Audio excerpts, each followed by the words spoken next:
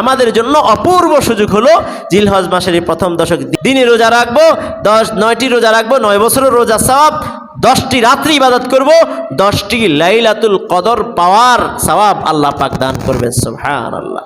অত্যন্ত গুরুত্বপূর্ণ মহিমান্বিত রাত্রিগুলা, দিনগুলা আমাদের সামনে আসন্ন।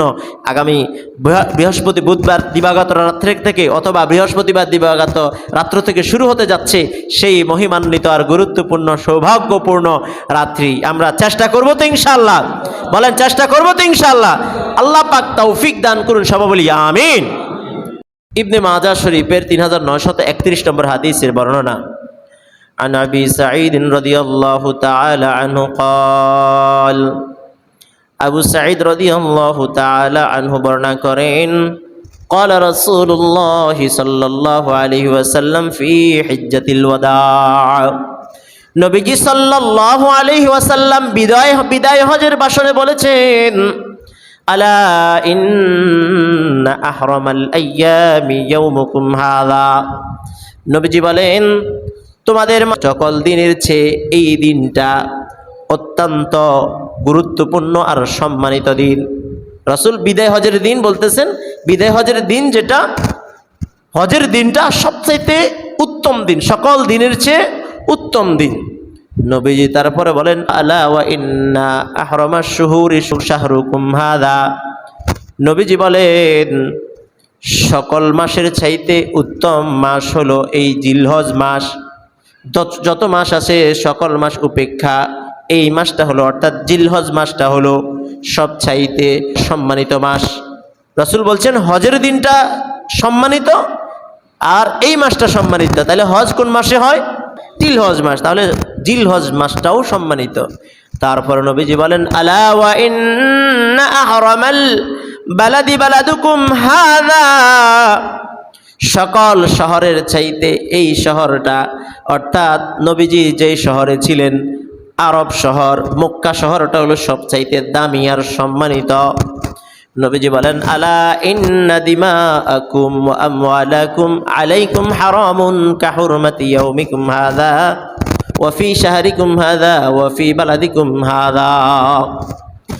নবীজি বলেন যে তোমাদের এক একজনের উপর, একে অপরের উপর তোমাদের রক্ত, জান, সম্পদ, ইজ্জত আবরু হলো একে অপরের উপর এমন সম্মানিত, যেমনিভাবে এই মাসটা সম্মানিত, যেমনিভাবে হজের দিনটা সম্মানিত, যেমনিভাবে মক্কা শহরটা সম্মানিত প্রিয় আর পবিত্র, তেমনিভাবে একের জন্য অন্যের রক্ত, অন্যের সম্পদ, অন্যের সম্ভ্রম আর সম্মান সম্মানিত। সুবহানাল্লাহ। আমরা কারো সম্মান নষ্ট করতে পারবো না, কারো জীবন নষ্ট করতে পারবো না, কারো সম্পদ নষ্ট করতে পারবো না, এটা আল্লাহ হারাম করে দিয়েছেন। তারপরে নবীজি বলেন আলা হাল বাল্লাগতু, আমি কি আল্লাহর পক্ষ থেকে যত বিধান আছে সব তোমাদেরকে পৌঁছে দিয়েছি? ক্বালু নাম, সকল সাহাবা ইকরাম একত্রে বলেছেন হ্যাঁ ইয়া রাসূলুল্লাহ, আল্লাহ প্রদত্ত যত হুকুম আহকাম যত বানিয়েছে আপনি সব পৌঁছিয়ে দিয়েছেন। নবীজি বলেন আল্লাহুম্মা শাহাদ, হে আল্লাহ আপনি সাক্ষী থাকেন। তাহলে এই হাদিস থেকে আমাদের মূল পয়েন্ট হলো যে এই সামনে আসন্ন যেই মাস, এই মাসটা সকল মাসের চেয়ে সম্মানিত মাস। সেই মাসটা কোনটা মাস? কথা বলেন, কোন মাস? জিলহজ মাস। বুধবারে চাঁদ উঠলে বৃহস্পতিবার থেকে জিলহজ শুরু, বৃহস্পতিবার চাঁদ উঠলে শুক্রবার থেকে শুরু। সম্মানিত মাস চলে আসছে। আর এই সম্মানিত মাসের ভিতরে প্রথম 10 দিন দুনিয়ার সকল দিনের চাইতে মর্যাদাপূর্ণ আল্লাহ সুবহানাহু ওয়া তাআলার কাছে। নবীজি বলেন আফদালু আইয়ামিদ দুনিয়া আল আশার। নবীজি বলেন দুনিয়াতে যত দিন আছে সকল দিনের চাইতে শ্রেষ্ঠ আর সম্মানিত দিন হলো 10 দিন। জিলহজ মাসের 10 দিন আল্লাহর দরবারে অত্যন্ত প্রিয় এবং আফদল মর্যাদাপূর্ণ দিন হচ্ছে কোন মাস? কোন দিনগুলা? জিলহজ মাসের 10 দিন। প্রথম যে 10 দিন 1 থেকে নিয়ে ঈদ পর্যন্ত, এই 10 দিন হলো দুনিয়ার সকল দিনের চেয়ে সম্মানিত মর্যাদাপূর্ণ। আবু দাউদ শরীফের 2438 নম্বর হাদিসের বর্ণনা। আন ইবনে আব্বাস রাদিয়াল্লাহু তাআলা আনহু قال ক্বালা রাসূলুল্লাহি সাল্লাল্লাহু আলাইহি ওয়াসাল্লাম, হযরত ইবনে আব্বাস রাদিয়াল্লাহু তাআলা আনহুমা বর্ণনা করেন, নবীজি সাল্লাল্লাহু আলাইহি ওয়াসাল্লাম ইরশাদ করেন, মা মিন আইয়ামিন আল আমালুস সালিহু ফিহা আহাব্বু ইলাল্লাহি মিন হাযিহিল আইয়াম, ইয়ানি আল আশর। নবীজি সাল্লাল্লাহু আলাইহি ওয়াসাল্লাম বলেন, আল্লাহ পাকের দরবারে জিলহজ মাসের 10 দিনের চাইতে প্রিয় দিন আর কোনো দিন নাই। অর্থাৎ জিলহজ মাসের প্রথম দিন, প্রথম 10 দিন আল্লাহ পাকের দরবারে সবচাইতে প্রিয়। জিলহজ মাসের প্রথম 10 দিনের ইবাদত আল্লাহ পাকের দরবারে অত্যন্ত প্রিয়।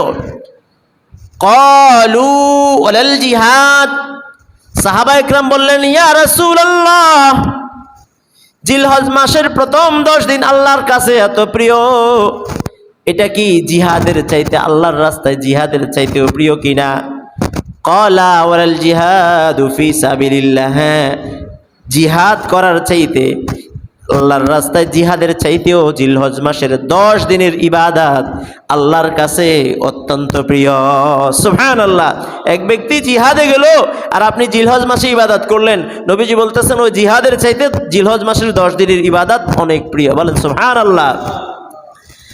জিহাদ করা আমাদের পক্ষে, আমাদের দেশে আমাদের পক্ষে হয়তো বা ভাগ্য কুলাবে কিনা জানি না, কিন্তু জিলহজ মাসের ইবাদত যদি আমরা করতে চাই, জিহাদের চাইতে বেশি সওয়াব কামাতে পারবো কিনা? কথা বলেন, আমরা যদি চাই জিহাদের চাইতে বেশি সওয়াব কামাতে পারবো কিনা? অবশ্যই পারবো। সেটা কি করে? জিলহজ মাসের প্রথম 10 দিনে বেশি বেশি করে ইবাদত করে। নবীজি বলছেন জিহাদের ময়দানের চাইতে বেশি মর্যাদাপূর্ণ হলো এই 10 দিনের ইবাদত। তবে নবীজি বলছেন, ইল্লা রাজুলুন খরাজা বিনাফসিহি ওয়া মালিহি ফালাম ইয়ারজি মিন যালিক। রাসূল বলতেছেন যে কিন্তু ওই ব্যক্তির চাইতে বেশি মর্যাদাপূর্ণ নয় যে ব্যক্তি নিজের জানমাল নিয়ে যুদ্ধের ময়দানে বের হলো কিন্তু কোনোটা নিয়ে আর ফিরে আসলো না, মানে শহীদ হয়ে গেল। যে শহীদ হলো তার চাইতে আবার এই জিলহজ মাসের 10 তারিখের ইবাদতকারীরা প্রিয় নয়। যে শহীদ হয়েছে তার মর্যাদা অনেক অনেক বেশি।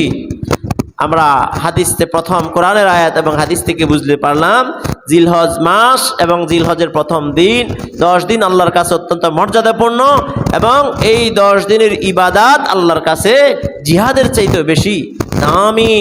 বুখারী শরীফের 969 নম্বর হাদিসের বর্ণনা, قال رسول الله صلى الله عليه وسلم ما العمل في أيام العشر আফদালা মিনাল আমালি ফি হাযিহি। নবীজি বলেন, আল্লাহর কাছে জিলহজ মাসের প্রথম দশকের ইবাদতের চাইতে আর কোনো দশক আর কোনো দিন বাকি নাই, তো কোনো দিন নাই। অর্থাৎ এই 10 দিনের ইবাদত আল্লাহর কাছে অত্যন্ত প্রিয়। এজন্য প্রিয় মুসল্লিয়ানে ইকরাম, আমরা সবাই চেষ্টা করব যে আসন্ন 10 দিন, অর্থাৎ বুধবারে চাঁদ উঠলে চাঁদ উঠার পর থেকেই আমরা কি করব? বেশি বেশি পরিমাণে ইবাদত করব। আল্লাহ তৌফিক দান করুন, সবাই বলি আমিন। অত্যন্ত প্রিয়, এবং এই 10 দিনের ইবাদত আল্লাহর কাছে প্রিয়। আর এক এক দিনের রোজা বলছিলাম কি, এক এক বছর রোজা রাখার সওয়াব আল্লাহ পাক দান করবেন। তিরমিজি শরীফের 758 নম্বর হাদিসের বর্ণনা, عن أبي هريرة رضي الله تعالى عنه قال قال رسول الله صلى الله عليه وسلم, আবু হুরায়রা রাদিয়াল্লাহু তাআলা আনহু বর্ণনা করেন, নবীজি সাল্লাল্লাহু আলাইহি ওয়াসাল্লাম ইরশাদ করেন, মা মিন আইয়ামিন আহাব্বু ইলাল্লাহি আন ইউতাআব্বাদা লাহু ফিহা মিন আশরি যিল হিজ্জা। দুনিয়াতে আল্লাহ পাকের দরবারে জিলহজ মাসের প্রথম দশকের ইবাদত অত্যন্ত প্রিয়। ইয়াদিলু সিয়ামু কুল্লি ইয়াউমিন মিনহা বিসিয়ামি সানা। নবীজি বলেন, এই জিলহজ মাসের প্রথম দশকের এক এক দিনের এক একটা রোজা আল্লাহ পাকের কাছে এক একটা বছর রোজা রাখার সওয়াব দান করবেন। সুবহানাল্লাহ। কোনো ব্যক্তি জিলহজের প্রথম দশকের একদিন রোজা রাখলে আল্লাহ পাক তাকে 1 বছর রোজা রাখার সওয়াব, আর কোনো ব্যক্তি জিলহজের প্রথম 9টি রোজা রাখলে কয় বছর সওয়াব পাবে? 9 বছর রোজা রাখার সওয়াব। বলেন পারবেন 9 বছর, 1 বছর রোজা রাখতে? 1 মাস রোজা রাখলে আমাদের খবর হয়, ঈদের দিন বলি আল্লাহ 1 মাস পরে অনেক অনেক কষ্ট থেকে মুক্তি পাবে। অনেকে বলে 1 মাস অনেক কষ্ট হয় না? স্বাভাবিক কষ্ট হয়, কিন্তু 1 বছর কি সম্ভব আমাদের পক্ষে রোজা রাখা? আর সেখানে আমি মাত্র 9টি রোজা রাখলে আল্লাহ পাক আমাকে কয়টি? 9 বছর রোজা রাখার সওয়াব দান করবেন। এটা হলো জিলহজ মাসের দিনগুলা এত প্রিয়, আর রাতগুলোও আল্লাহ পাকের দরবারে অত্যন্ত প্রিয়, এত দামি যে এই রাতের বিষয়ে আল্লাহ পাক স্বয়ং নিজেই কসম করেছেন। সূরা ফাজর আল্লাহ পাক বলছেন ওয়াল ফাজরি ওয়া লায়ালিন আশর, আল্লাহ পাক ফজরের কসম করেছেন, ওয়া লায়ালিন আশর, এবং 10 রাত্রির কসম করেছেন। তাফসীর ইবনে কাসিরের ভিতরে আসছে 10 রাত্রি হলো জিলহজ মাসের প্রথম 10 রাত্রি। তাহলে রাত্রেরও মর্যাদা, জিলহজ মাসের প্রথম 10 দিনের যেমন মর্যাদা, তেমনি রাত্রেও ইবাদাতেরও অনেক মর্যাদা। শুধু তাই নয়, তিরমিজি শরীফের 758 নম্বর হাদিসের অংশে আসছে যে ইয়া আদিলু কিয়ামু কুল্লি লাইলাতিন মিনহা বিকিয়ামি লাইলাতিল কদর, যে ব্যক্তি জিলহজ মাসের প্রথম দশকের একটি রাত্রি ইবাদত করবে, আল্লাহ পাক তাকে একটি লাইলাতুল কদরে ইবাদত করার সওয়াব দান করবেন। সুবহানাল্লাহ বলবেন না? লাইলাতুল কদর কোন দিন নির্দিষ্ট নেই। আমরা রমজান মাসে 21, 23, 25, 27, 29 বলে নির্দিষ্ট আছে নেই, কিন্তু এখানে নির্দিষ্ট করে দিয়েছেন যে তুমি জিলহজের 10 দিনের ভিতরে একদিন ইবাদত করলে একটি লাইলাতুল কদর, 10 দিন 10 রাত্রি ইবাদত করলে 10টি লাইলাতুল কদরের সওয়াব দান করবেন কে? আল্লাহ। তাহলে আমাদের কাছে অপূর্ব সুযোগ, আমাদের জন্য অপূর্ব সুযোগ হলো জিলহজ মাসের এই প্রথম দশক দিনে ইবাদত করব, দিনে রোজা রাখবো, 9টি রোজা রাখবো, 9 বছরের রোজা সওয়াব, 10টি রাত্রি ইবাদত করব, 10টি লাইলাতুল কদর পাওয়ার সওয়াব আল্লাহ পাক দান করবেন। সুবহানাল্লাহ। অত্যন্ত গুরুত্বপূর্ণ মহিমান্বিত রাত্রিগুলা, দিনগুলা আমাদের সামনে আসন্ন। আগামী বৃহস্পতি বুধবার দিবাগত রাত্র থেকে অথবা বৃহস্পতিবার দিবাগত রাত্র থেকে শুরু হতে যাচ্ছে সেই মহিমান্বিত আর গুরুত্বপূর্ণ সৌভাগ্যপূর্ণ রাত্রি। আমরা চেষ্টা করব তো ইনশাআল্লাহ? বলেন চেষ্টা করব তো ইনশাআল্লাহ? আল্লাহ পাক তৌফিক দান করুন, সবাই বলি আমিন। আচ্ছা, এখন এই যখন রাত্রি আসবে, এই দিনগুলোতে আসবে, আমরা কি কি আমল বেশি করতে পারি?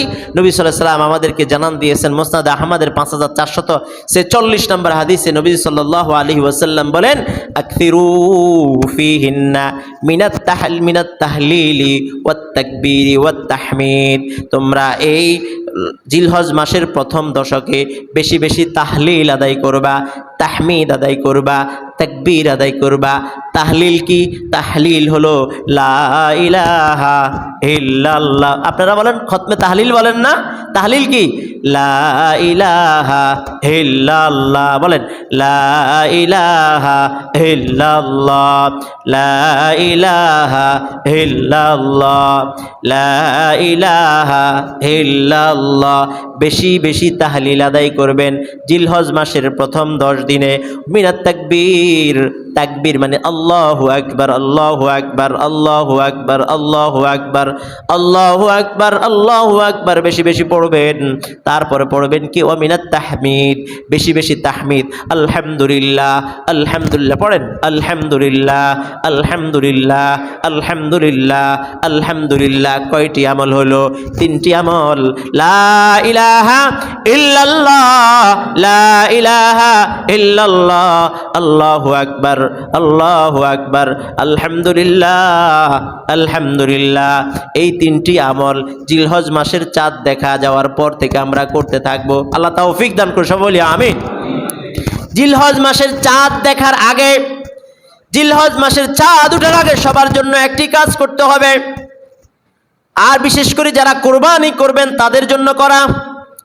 মুসলিম শরীফের 5013 নম্বর হাদিসের বর্ণনা, আন উম্মে সালমা রাদিয়াল্লাহু তাআলা আনহা ক্বালাত, উম্মে সালমা রাদিয়াল্লাহু তাআলা আনহা বর্ণনা করেন, ক্বালা রাসূলুল্লাহ সাল্লাল্লাহু আলাইহি ওয়াসাল্লাম, নবীজি সাল্লাল্লাহু আলাইহি ওয়াসাল্লাম বলেন, ইদা রাআইতুম হিলালা যিল হিজ্জা ওয়া আরাদা আহাদুকুম আন ইউযহিয়া, তোমাদের মধ্যে যদি কেউ জিলহজ মাসের চাঁদ, প্রথম যে নতুন চাঁদ দেখে, জিলহজ মাসের প্রথম তারিখের চাঁদ দেখে, এবং তোমাদের মধ্যে কেউ কোরবানি করার ইচ্ছা রাখে, ফালইউমসিক মিন শারিহি ওয়া আযফারিহি, সে যেন তার নখ এবং চুল কাটা ছেড়ে দেয়, মানে চাঁদ উঠার পরে নখ চুল কাটা বন্ধ। এর আগে নখ চুল এগুলা কেটে নিব। কখন কাটবো? পশু কোরবানির পরে আমাদের নখ মোছ, মানে 10 দিন নখ চুল মোছ কাটবো না।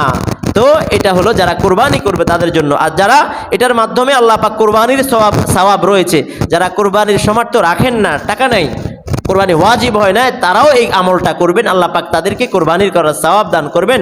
আবু দাউদ শরীফের 2789 নম্বর হাদিসে আসছে, কোরবানির দিনকে আল্লাহ পাক মুসলমানের জন্য, এই উম্মতের জন্য ঈদ হিসাবে নির্ধারণ করেছেন। আল্লাহ পাক যে উমিরতু বিয়াউমিল আযহা ঈদা, যে এই দিনকে ঈদুল আজহাকে ঈদ হিসাবে আল্লাহ পাক আমাকে নির্দেশনা দিয়েছেন, আল্লাহ পাক আদেশ করেছেন আমাকে তো কোরবানি করার জন্য। তো সাহাবী প্রশ্ন করলেন, ইল্লাম আজিদ ইল্লা উযহিয়াতান উনসা ফায়ুদহি বিহা, ইয়া রাসূলুল্লাহ, আমার পালিত একটা গাভী, দুগ্ধবতী একটা পশু আছে, অথবা আমার হাল চাষের জন্য, মাল টানার জন্য একটা পশু আছে, এটা ছাড়া আমার নাই, আমি কি সেটা কোরবানি করব? রাসূল বললেন, না, তুমি তোমার চুল এবং নখ এগুলো কোরবানির দিন কর্তন করবা, এই 10 দিন আর কর্তন করবা না। রাসূল বলতেছেন, ফাতিলকা তামামা উযহিয়াতিকা ইনদাল্লাহি আযজা ওয়া জাল, তাহলে এটাই তোমার জন্য আল্লাহ পাকের কাছে পূর্ণাঙ্গ একটি কোরবানি হবে। বলে সুবহানাল্লাহ।